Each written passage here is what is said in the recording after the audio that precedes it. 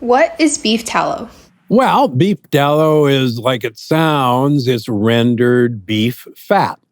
And before the advent of vegetable cooking oils, almost all food, particularly in North America, was cooked with either beef tallow or lard. And almost all shortening in baked goods was made with either beef tallow or lard. So it was a common part of really everyone's diet in the United States. Now, beef tallow is a mixture of different fats. It's about 55% of the fats in beef tallow are, quote, saturated fats.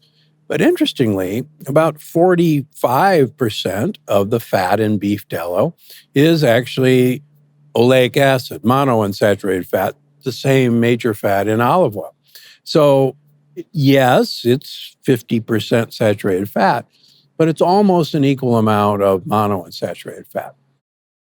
Are there benefits of beef tallow?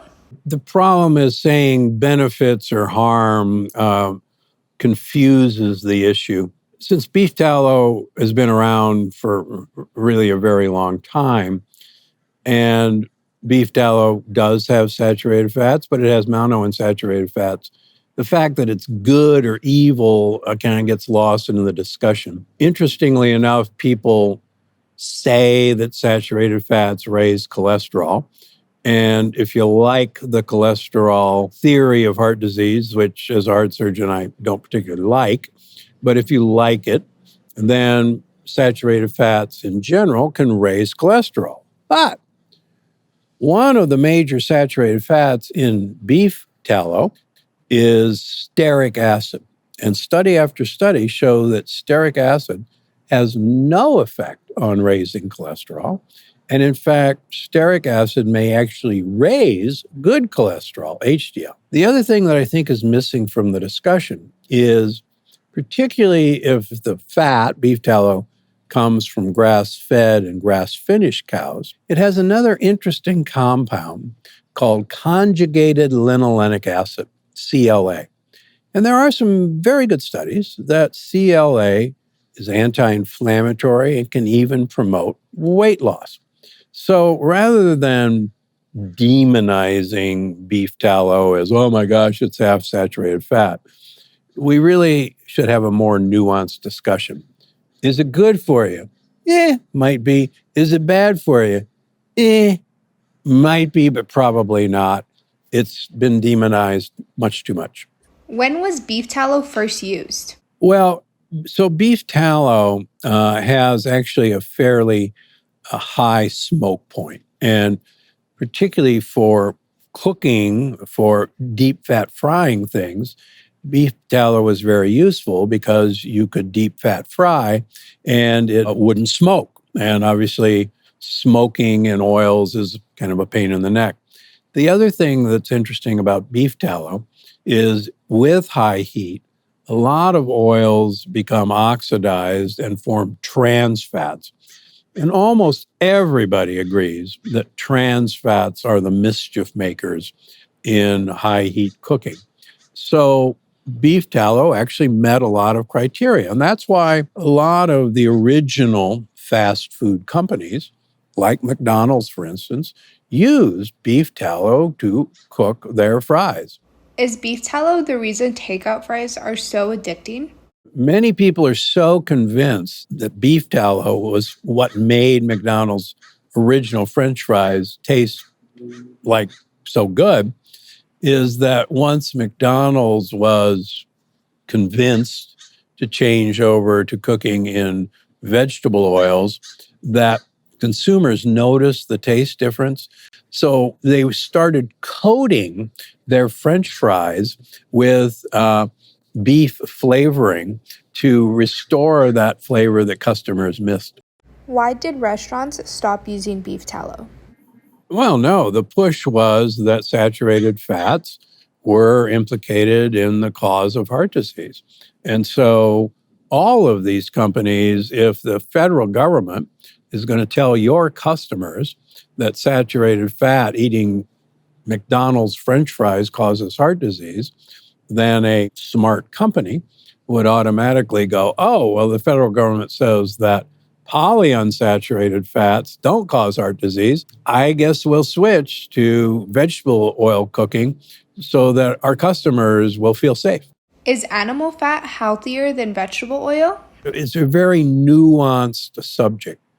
If the object of the game is to use an oil that might lower cholesterol in your cooking, and that if cholesterol is the cause of heart disease, then it would make sense to do that. On the other hand, if cholesterol is not the cause of heart disease, then why would you use an oil that either raises or lowers cholesterol when that actually isn't the driving factor? Beef tallow or olive oil? Well, olive oil cooking is part of the vaunted Mediterranean diet. And so far, the Mediterranean diet seems to be one of the most optimal diets for human health and also lower the incidence of heart disease. So if I'm going to choose an oil to cook in that's been used for 5,000 years for cooking, I'd go with olive oil. Should I cook with beef tallow or olive oil? Well, if I had to choose between beef tallow and olive oil for cooking, I'd always choose olive oil. Is beef tallow good for skincare? Well, beef tallow has actually a lot of kind of fun ingredients for skin. It's got glycerin, it's got vitamin E, and it's got fats. And anytime you moisturize one way or another, you're actually adding fat. And so if that's a trend, it's a potentially beneficial trend, but it's certainly not harmful. Was the glycerin in lard repurposed? Yeah, the lard does contain glycerin. And of course, glycerin is a part of nitroglycerin. And lard, which is rendered pork fat, was actually repurposed during World War II to help make gunpowder. Does lard have health benefits? Well, it's the same sort of issue. Lard is a mixture of saturated fats and monounsaturated fats. And so, yes, there are saturated fats in lard, very much like beef tallow. There's actually a little more monounsaturated fats in lard than beef tallow. So if you wanted to choose between the two, it's almost a toss-up. Also, remember, it's what the animal is being fed. As I always tell people, you are what you eat, but you are what the thing you're eating ate. So if you raise a pig on corn and soybeans, then you're going to have those bad products in the pig's lard. If the pig, who is an omnivore, is out eating table scraps and lard and acorns, then it can actually be a huge benefit. In fact, in some cultures, pigs, particularly in Spain, are exclusively raised on acorns, and their lard is almost pure monounsaturated fat. Can beef tallow get rid of dark spots? No, there's no evidence that I'm aware of that beef tallow changes dark spots. Olive oil, on the other hand, has polyphenols that have been shown to help reduce dark spots. Why did people reach for Crisco over lard? Well, this was all really a part of changing the narrative from saturated fats causing heart disease, which came from Ansel Keys' work, to polyunsaturated fats prevent heart disease. And that's actually a major leap. But because the federal government literally declared, along with the American Heart Association, that saturated fats are evil, polyunsaturated fats are good, then that was a shift that drove the narrative that we should look for polyunsaturated fats. Now, because lard and beef tallow were solid at room temperature, Americans liked that texture. And so Crisco was solid at room temperature. Little did we know that it was solid because we actually hydrogenated these polyunsaturated fats to make them hard. In the process of doing that, we produced trans fats without anybody even knowing they were there. So we took what appeared to be a really good idea and made it worse. So during this time period, in the early 1960s, my family moved to Milwaukee, Wisconsin, the dairy state. And there was a huge move to substitute margarine for butter because it was so much healthier. The state of Wisconsin forbade putting food coloring into margarine to make it look like butter. And if you bought margarine, it was literally sticks of Crisco. And it didn't look very appetizing because everybody knows that butter is yellow. So they would put a package of food coloring when you bought your oleomargarine, and you'd have to mix it around. But there was such a push that butter was evil that our neighborhoods would organize margarine runs to Illinois, which was about 90 miles away. And everybody would contribute, and people would go across the state line and buy margarine that was colored and then bring it back to Wisconsin where it was illegal. Literally, I can remember this. You'd make oleo runs, as it was called. How did butter get its name? Well, there is one. Butyric acid was named after butter. The question is, was butter called butter because of its butyric acid content? Or is it the other way around? Was butyric acid called butyric acid because it was present in butter? And the debate rages, as far as I can tell, to this day. What is butyric acid? So butyric acid is butyrate, which is really probably the king of all the short-chain fatty acids. It's an incredibly important short-chain fatty acid, primarily because the cells that line our colon, our large intestine, 80% of all their caloric needs have to be in the form of butyrate. They could care less about oxygen. They could care less about protein. They want butyrate for their health. So that in itself ought to tell us how critically important butyrate is for our colon health. Are all butters made the same? No, unfortunately, butters are simply made by churning cream and changing its composition so that it becomes a solid. There are still proteins in cream. Casein is still present in cream. There's still a bit of lactose in cream, not much. But depending on what the cow was fed, that changes the characteristic of the butter. You are what you eat. You are what the thing you're eating ate. And also, the breed of cow completely changes the butter. So you can have butter that comes from A2 cows that has A2 casein in it versus butter that comes from A1 cows that has casein A1 in it. The other interesting thing is sheep and goats have high amounts of medium chain triglycerides in their milk. Cows don't. So that if you're looking for a health benefit from butter, then medium chain triglyceride rich butter, like goat butter or sheep butter, to me makes far more sense than cow butter. So if you want butter, I'd recommend going for goat butter rather than cow's butter.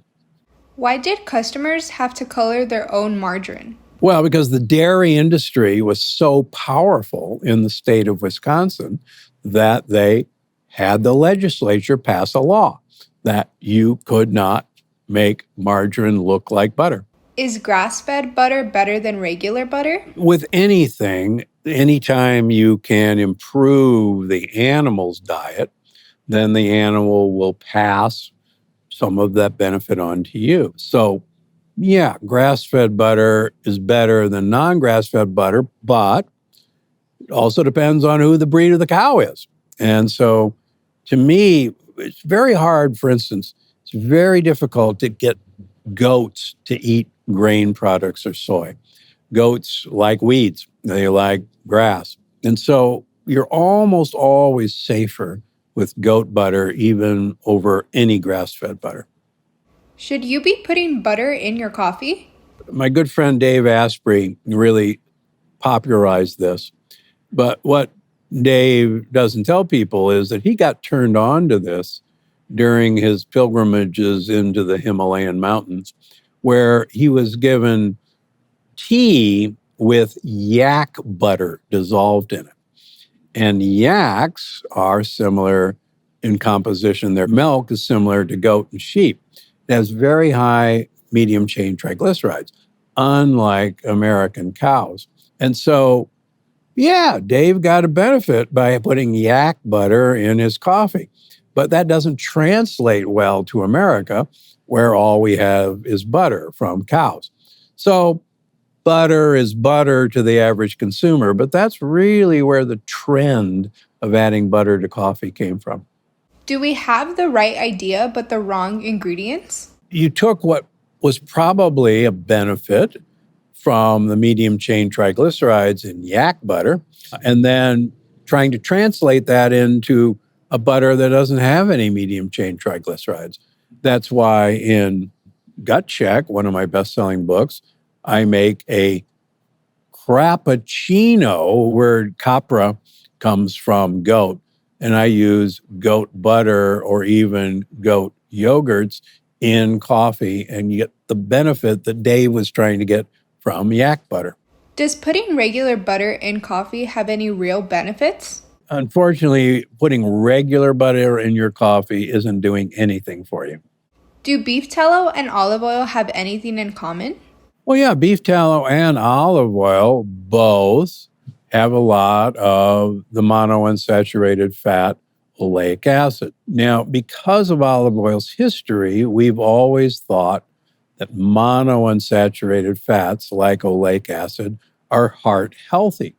But what we didn't know is that monounsaturated fats really have no positive or negative benefit, but it was what they were containing that was the difference. So the benefit to the heart from olive oil is not the oleic acid, it's the polyphenols that olive oil contains. And beef tallow doesn't contain those polyphenols.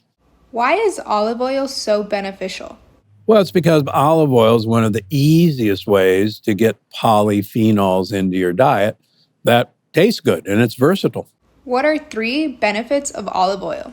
So the 3 top benefits of olive oil are polyphenols, polyphenols, and polyphenols. Again, the monounsaturated fat in olive oil, we now know isn't the reason to use olive oil. It's to get polyphenols into your diet. Why are polyphenols important to our gut? So it turns out we now know that polyphenols are some of the favorite prebiotics for gut bacteria. And the happier you make your gut bacteria, the more benefit to you overall in your health. Can olive oil be tampered with? Olive oil is routinely tampered. There is, believe it or not, an olive oil mafia that can cut olive oil with various vegetable oils and still market it as olive oil. Beef tallow, lard, or olive oil? Well, for most people, if you're choosing between beef tallow or lard or olive oil is the best of those 3. What makes a good olive oil? But having said that, we have to realize that most grocery store olive oils, even some gourmet olive oils, really don't contain the health benefits that you're buying olive oil for. It's really important to know how to get good olive oil and how to find the olive oils with the highest polyphenol content. You really need to know how to find the right olive oil for its health benefits. Can olive oil make you fat? Well, one of the hardest things for people to realize is it's actually very difficult for fat to make you fat. And there are good studies in humans that olive oil actually causes people to lose weight when they use it. I'll give you an example. Per capita consumption of olive oil in Greece is actually 26 liters per year. That's a half a liter per week per capita in Greece. And except for my big fat Greek wedding, there aren't very many fat people in Greece, despite consuming a half a liter of olive oil per week. No, olive oil doesn't make you fat.